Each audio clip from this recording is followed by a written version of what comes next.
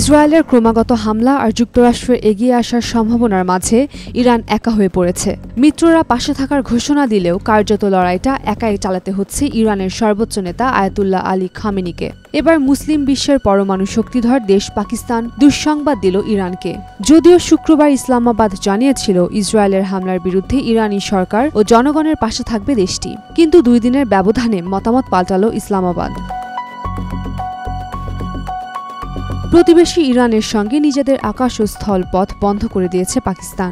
ইরানের সঙ্গে পাকিস্তানের বেলুচিস্তান প্রদেশের 5টি জেলার সীমান্ত রয়েছে। প্রদেশটির একজন সিনিয়র কর্মকর্তা জানিয়েছেন, ওই 5 জেলা দিয়ে ইরানের সঙ্গে সীমান্ত সুবিধা অনির্দিষ্টকালের জন্য বন্ধ করে দেওয়া হয়েছে।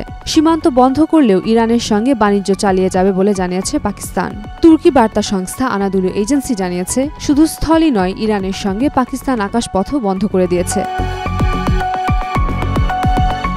মূলত নিরাপত্তাজনিত উদ্বেগের কারণে তুরবত, পাঞ্চুগুর ও গোয়াদার জেলায় ইরানের সঙ্গে থাকা সব সীমান্ত ও ক্রসিং পয়েন্ট অনির্দিষ্টকালের জন্য বন্ধ ঘোষণা করেছে প্রাদেশিক সরকার। সূত্রের খবর, এই সিদ্ধান্ত নেওয়া হয়েছে ইরানের সম্ভাব্য অনিশ্চিত পরিস্থিতি ও আন্তর্জাতিক উত্তেজনার কারণে উদ্ভূত নিরাপত্তা হুমকি বিবেচনায়। আনুষ্ঠানিকভাবে স্বীকার না করলেও মধ্যপ্রাচ্যে একমাত্র পারমাণবিক শক্তিধর দেশ হিসেবে ইসরায়েলকে বিবেচনা করা হয়। আন্তর্জাতিক বিভিন্ন গণমাধ্যমের খবরে বলা হয়েছে, সংঘাতে আরও বিস্তার ঘটলে তেহরানকে সমর্থন জানাতে পারে পাকিস্তান। তবে ইসলামাবাদের কর্মকর্তারা বারবার বলেছেন, ইরানের প্রতি পাকিস্তান কেবল নৈতিক ও কূটনৈতিক সংহতি জানিয়েছে।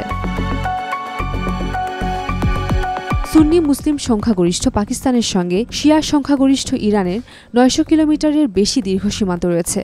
তবে প্রতিবেশী এই 2 দেশের সম্পর্ক বেশ জটিল অবস্থায় রয়েছে। পাকিস্তান প্রায়ই তেহরানের উপর আরোপিত মার্কিন নেতৃত্বাধীন নিষেধাজ্ঞার বিষয়টি নিয়ে সতর্কতা অবলম্বন করে। পাশাপাশি সৌদি আরবের সঙ্গেও সম্পর্ক সচল রাখার চেষ্টা করে। উম্মের উম্মান ক্রান্তি, ডেইলি সান।